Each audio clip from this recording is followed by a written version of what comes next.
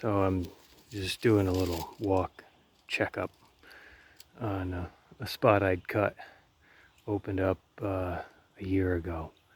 And what I wanted to show was I cut some kind of stunted oak here, and I tubed just a corner of the stump, and that's like a 12-inch stump. But so what I'm trying to show is this is all the regrowth, this sprouting after, you know, the stored energy that was in the stump. I cut this last spring, and so I tubed off a corner of these tree tube, the stump, and this is the growth. It's like a 48-inch tree tube, and that's a good 24 inches or so of growth up above that. So that's a year's worth of growth now, that, you know, and that's what the deer didn't eat. I have a couple in here. I got that one there, but I don't know if the wind knocked it over. You see the leaves are all stripped off the top of it.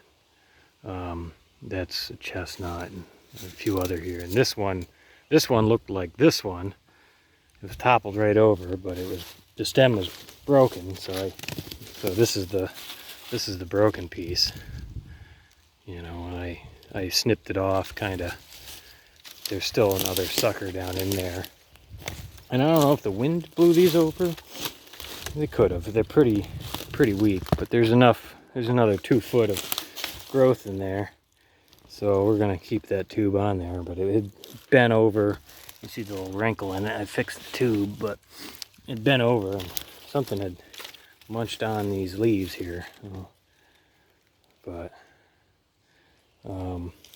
anyway, all I'm trying to show is the difference between protected and unprotected young growth. You know, stump sprouts aren't exactly what we're trying to grow here, but I think it's just a good example of deer browse. I might cage one of these off and see, just, you know, like keep that one tubed. Seems pretty good so far, and maybe cage off this whole area so we have less risk of wind throw, but also just to maybe monitor the difference in growth between tubed and caged off stumps, because both these stumps are about the same size. Maybe that one's a little smaller, like 10 inches, and they have about the same light, so it'd be a good little study and see maybe in like the 10-year, 20-year picture if growing like a multi-stem on like 3 or 4 sides of that stump heals over that old stump better, or, you know, sort of growing a multi-stem versus single stem, and see which competes better over the long run. There's oak growing in the slash. We'll see if it ever beats the deer. I doubt it. White oak and a couple of red oak left in here that, you know, treating this like a pretty standard, like 2 or 3 entry shelter wood. You know, the next little thing will be, I cut on the low side 2 years ago. That mixed results, and then so like this middle area would be the next kind of thing to come out. I want to grow it a little bit more. There's some pretty nice yellow birch down in there that, you know, kind of edging up on putting full or almost full sun on it. This is sort of part of a bigger gap expansion type, you know, philosophy I'm doing here. So sort of on the smaller size gaps, they're kind of closer to a group tree, but either way, it's that just sort of the slow opening to sort of low density overstory, and trying to get that understory to show up all the while.